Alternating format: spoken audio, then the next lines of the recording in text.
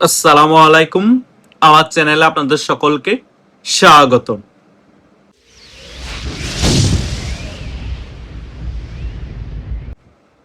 বাংলাদেশ আওয়ামী লীগের সভানেত্রী শেখ হাসিনা যে অপ্রতিরোধ্য, এই কথাটা আমি আমার অনেক ভিডিওতেই বলেছি।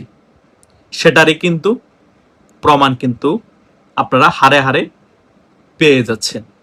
আমি আপনাদেরকে এও বলেছিলাম, শেখ হাসিনা যখন বেঁচে আছে, তিনি যদি ভারতেও থাকে, শেখ হাসিনা খুব শীঘ্রই সকল কিছু গুছিয়ে নিয়েই বাংলাদেশে ফিরবে। বরং 12ই ফেব্রুয়ারি মামুভাগ্নে নির্বাচনের পর বিএনপির যে সরকার ক্ষমতায় এসেছে তাদেরই মুখ পুড়বে। তারা যে সকল গালবাজি করছে সেগুলা কিছুই কার্যকর করতে পারবে না এবং জনগণের কাছেও দেখাতে পারবে না। কিন্তু শেখ হাসিনা যেটাই বলবে সেটাই তিনি সঠিক সময়ে করে দেখাবে। সেটাই কিন্তু হয়েছে। এই মামুভাগ্নে নির্বাচনের ফলে বিএনপি সরকার ক্ষমতায় এসেই তারা বলা শুরু করে দিয়েছিল, ভারতের সাথে আমাদের প্রত্যর্পণ চুক্তি অনুযায়ী আমরা শেখ হাসিনাকে বাংলাদেশে ফিরিয়ে এনে ছাত্র হত্যার বিচার করব এবং ফাঁসির দড়িতে ঝুলাবো। তারা তো সেটা পারলই না, বরং শেখ হাসিনাই বাংলাদেশে ফিরে আসছে। এখন দেখা যাবে কে কার বিচার করে, কে কাকে ফাঁসিতে ঝুলায়। শেখ হাসিনার যে কিছুদিন আগে একটি রায় ঘোষণা হয়েছে, ফাঁসির রায় হয়েছে, সেটাও যে সাক্ষীকে ঘুষ দিয়ে শেখ হাসিনার বিপক্ষে সাক্ষ্য দেওয়া হয়েছে, সেটাও কিন্তু আমরা সকলে অবগত আছি। তার মানে শেখ হাসিনার যে সকল মামলা আছে সকল কিছু হচ্ছে মিথ্যা মামলা এবং শেখ হাসিনার যে বিচার হচ্ছে আন্তর্জাতিক অপরাধ ট্রাইব্যুনালে, সকল কিছু একটি নাটকের অংশ। সো শেখ হাসিনাকে তোমরা ফিরিয়ে আনা লাগবে না। তোমাদের এই সকল নাটক বন্ধ করার জন্য শেখ হাসিনাই ডিসেম্বরে ফিরে আসবে। বরং তোমাদের কপালও পড়লো এবং মুখও পড়লো। জনগণের কাছে সকল কিছু এখন ক্লিয়ার হয়ে গিয়েছে তোমরা যে জাতীয় বাটপার। 12ই ফেব্রুয়ারি মামুভাগ্নার বাটপারে নির্বাচন করে ক্ষমতায় এসেছ এবং আওয়ামী লীগকে ধ্বংস করার জন্য, শেখ হাসিনাকে ফাঁসিতে ঝুলানোর জন্য বাটপাড়ির বিচার করছো। এই সকল বিষয় দিয়ে জনগণকে আর গুমরা করতে পারবা না।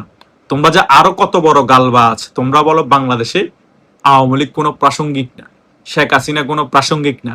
আওয়ামী লীগ বলতে বাংলাদেশে কোনো রাজনৈতিক দল নাই।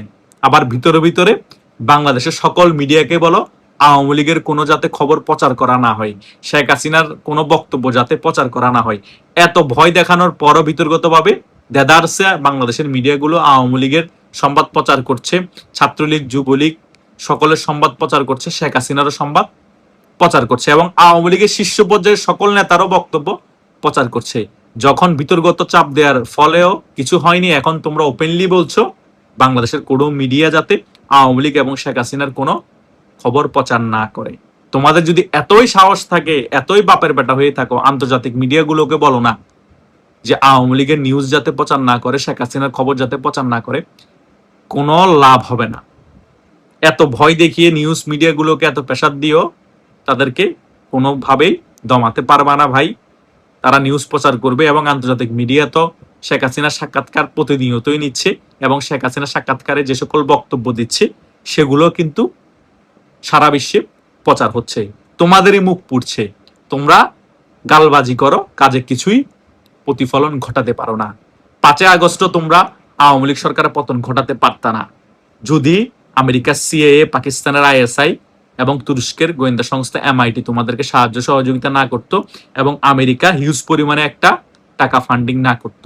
তারাই কিন্তু মেইন খেলাটা খেলেছে এবং সেনাবাহিনী 60% কাজ তোমাদের সহজ করে দিয়েছে। সেনাবাহিনীর প্রধান ওয়াকারুজ্জামান যদি তোমাদের পাশে না থাকতো, তোমরা এরকম 5 লাখ না 50 লক্ষ যদি রাজপথে নামতা, আওয়ামী লীগের সকল নেতা কর্মীরা যদি রাজপথে নামতো, পুলিশ তোমাদের বিপক্ষে থাকলে, র্যাব বিজিবি তোমাদের বিপক্ষে থাকলে, সেনাবাহিনী যদি শেখ হাসিনার পক্ষে থাকতো, আওয়ামী লীগ সরকারের পতন হতো না। সো তোমরা আওয়ামী লীগ সরকারের পতন ঘটাও নাই। আওয়ামী লীগ সরকারের পতন ঘটিয়েছে বাংলাদেশের সেনাবাহিনীর একটা অংশ, ওয়াকারুজ্জামানের সিন্ডিকেটের বলয়টা এবং আমেরিকার টাকার ফান্ডিংটা, আমেরিকার গোয়েন্দা সংস্থা সিআইএ এবং পাকিস্তানের গোয়েন্দা সংস্থা আইএসআই এবং তুরস্কের এমআইটি মিলে। সো তোমাদেরকে আমরা এখনো কাউন্টে নিই না। তোমাদের সাথে এখনো যদি আমরা রাজপথে খেলি, হেড টু হেড খেলা হয় প্রশাসন ছাড়া, তোমরা আমাদের সাথে 1 ঘন্টা টিকবে না। এটাই হচ্ছে বাস্তবতা। তোমাদেরকে এখনো ক্ষমতায় বসিয়ে রেখেছে আমেরিকার সিআইএ এবং পাকিস্তানের আইএসআই। তোমরা এগুলা মানো আর না মানো, আমরা সকল কিছু কিন্তু জানি এবং বুঝি। তাই শেখ হাসিনা যে অপ্রতিরোধ্য, এটা তোমাদের মানতেই হবে। শেখ হাসিনার বিপক্ষে এত শক্তি থাকার পরও এখনো তারা শেখ হাসিনার বিপক্ষে, তারপরও শেখ হাসিনা সকল কিছু গুছিয়ে নিয়ে একজন নারী হয়েও 80 বছর বয়স হওয়ার পরেও শেখ হাসিনা হুঙ্কার দিচ্ছে ডিসেম্বরে বাংলাদেশে ফিরবে, আওয়ামী লীগের সকল শীর্ষ পর্যায়ের নেতাদেরকে নিয়েই বাংলাদেশে ফিরে দরকার হলে আত্মসমর্পণ করবে। বাংলাদেশে ফেরার পরে বুঝবা কে কার বিচার করে, কে কাকে ফাঁসি দেয়। তোমাদের যে ইমেজ একেবারেই নষ্ট হয়ে গিয়েছে, বাংলাদেশের জনগণ মোটামুটি সেটা ক্লিয়ার করে দিয়েছে। তোমরা এখন গায়ের জোর দিয়ে আমেরিকার সাপোর্টে এই আমুরা মামুরা বিএনপি জামাত এনসিপি ক্ষমতা উপভোগ করছে, কোনো লাভ নাই। আর হয়তোবা কিছুদিন তোমরা ক্ষমতা ভোগ করবা, আরো কিছুদিন হয়তোবা বিভিন্ন ধরনের গালবাজি মূলক বক্তব্য দিবা। আর বেশি মাস সময় নাই তোমাদের হাতে, সময় তোমাদের ফুরিয়ে এসেছে। শেখ হাসিনা তার হাতের শেষ ট্রাম্প কার্ডটিও তিনি খেলে দিচ্ছে, আর সেই খেলায় আওয়ামী লীগ এবং শেখ হাসিনা বিজয় লাভ করবে। আমি সবসময় বলি, শেখ হাসিনা একজন সাহসী মহিলা, তিনি একজন আয়রন লেডি।